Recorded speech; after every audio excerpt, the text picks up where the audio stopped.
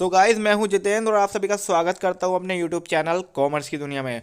Guys, आज की इस वीडियो में मैं लाया हूं 12th कॉमर्स के अकाउंट सेक्शन से कुछ क्विक नोट्स जो आपको टर्म वन एग्जाम में काफ़ी कुछ हेल्प करने वाले हैं। आज की इस वीडियो में हम कवर करेंगे यूनिट इशू ऑफ शेयर। और गाइस, इस यूनिट को कवर करते ही आप इस यूनिट से रिलेटेड जितने भी एमसीक्यूज क्वेश्चन होंगे काफ़ी अच्छी तरह से हैंडल कर सकते हैं। तो चलिए शुरू करते हैं। सबसे पहले जानते हैं कंपनी की डेफिनेशन क्या होती है। कंपनी तो a company is an artificial person created by law having separate entity with a perpetual succession and a common seal. ये सब कंपनी की करेक्टरिस्टिक्स हैं, इनको समझना काफ़ी ज़रूरी है। जैसे separate legal entity, perpetual existence, limited liability, common seal, transferability of shares, separation of management. और यहाँ पर बात करेंगे हम काइंड्स ऑफ कंपनी की। तो according to company act 2013 company होती हैं unlimited company, company limited by guarantee और company limited by share. Company limited by share होती है तीन टाइप की।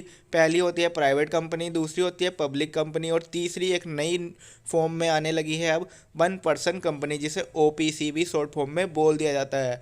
सो गाइज, इस नोट्स को देख करके आपको क्या समझ में आ रहा है कि यहाँ से बन सकते हैं आपके एमसीक्यूज क्वेश्चन। तो यहाँ पर आपको कंपनी के कैरेक्टरिस्टिक्स को अच्छी तरह से समझ लेना है। इसमें से आपको लिए एक क्वेश्चन ऐसा आ सकता है कि इनमें से आपकी कौन सी कंपनी की कैरेक्टरिस्टिक्स नहीं होती है, या फिर कंपनी के टाइप्स में हमें एक क्वेश्चन दे दिया जाएगा इस तरह से कि out of this which is not a type of company. ये इस तरह से भी क्वेश्चन आ सकता है। तो आप जब तक डीपली नहीं पढ़ेंगे तो आप किसी भी क्वेश्चन का आंसर सही से नहीं दे पाएंगे। सो गाइज, इस नोट्स को जो हमने आपके लिए प्रिपेयर किया है पूरी तरह से देखते रहिए। बात करते हैं चलिए अब अनलिमिटेड कंपनी की। क्या होती है अनलिमिटेड कंपनी? तो unlimited company is a company where there is no limit on the liability of its member. इसका मतलब क्या हुआ? जो कंपनी के मेंबर होते हैं उन पर किसी भी तरह की जो लिमिट होती है वो नहीं होती है। यहाँ पर इसमें अनलिमिटेड लायबिलिटी होती है।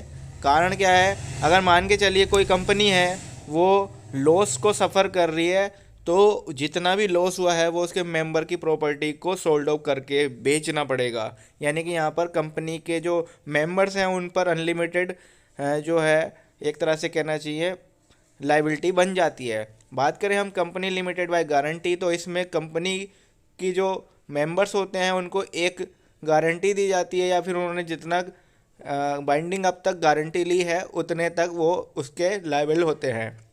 अगर हम बात करें कंपनी लिमिटेड बाय शेयर्स, तो शेयर्स में क्या होता है, ये बहुत ज़्यादा डीपली बात है। यहाँ पर आप इस लाइन को समझ लीजिए। In such a case company the liability of the member is strictly limited to the extent of the nominal value of share held by each of them.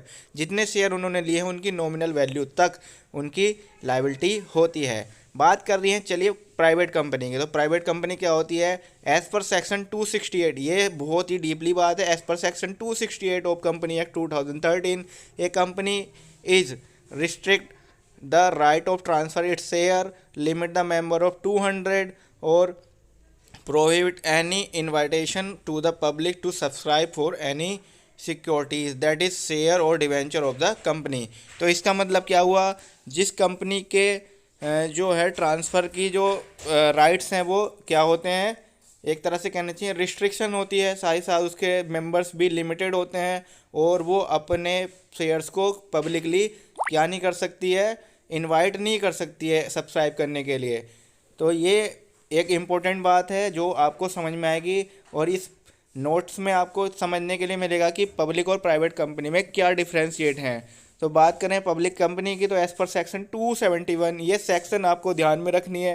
एक 271 of company act 2013 a public company means A company which is not a private company. आइए बात करते हैं कुछ differentiate की। तो private company में members होते हैं मिनिमम 2 और मैक्सिमम होते हैं 200। ये एमसीक्यूज में आ सकता है। पब्लिक कंपनी में जो मिनिमम मेंबर होते हैं वो 7 होते हैं और मैक्सिमम मेंबर्स की कोई लिमिटेशन नहीं होती है।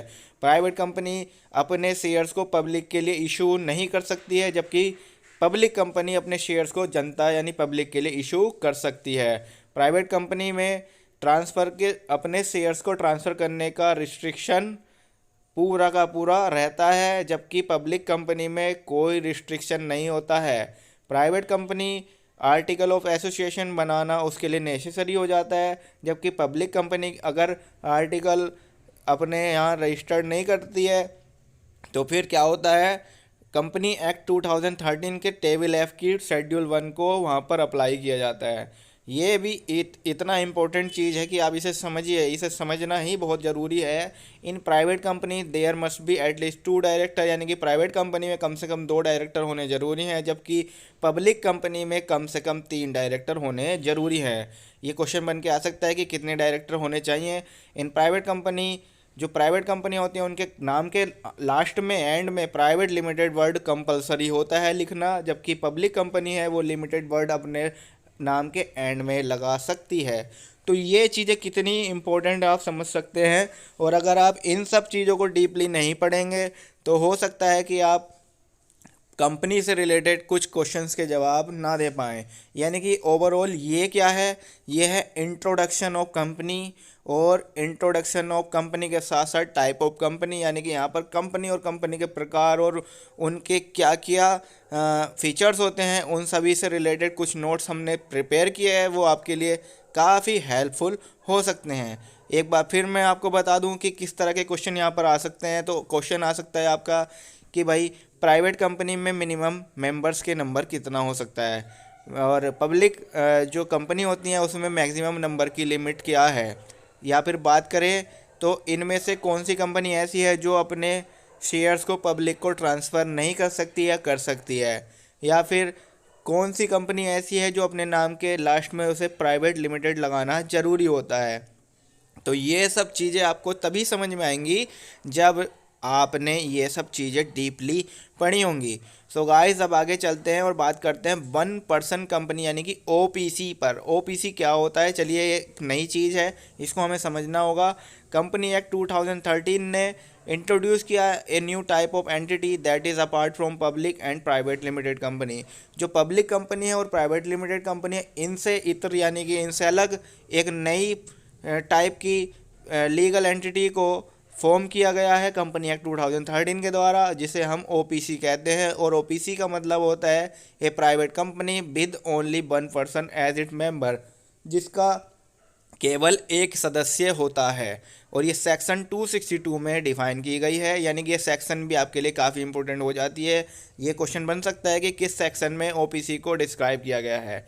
आइए चलते हैं और जानते हैं कुछ रूल्स जो एप्लीकेबल होते हैं member of an OPC. OPC के मेंबर पर होने रूल फॉर एप्लीकेबल होने वाले कौन कौन से हैं, चलिए जानते हैं। तो जो ओपीसी का मेंबर होता है वो should be an Indian citizen, वो भारतीय नागरिक होना चाहिए। और भारतीय नागरिक होने के लिए क्या क्या रूल्स और टर्म कंडीशन है वो हमने इनकम टैक्स की साइट में आपको बताए हैं। मैं आपको इस वीडियो के डिस्क्रिप्शन बॉक्स में उस वीडियो को भी शेयर कर दूंगा। 1 person can form only 1 OPC, यानी एक सदस्य केवल एक ही ओपीसी बना सकता है।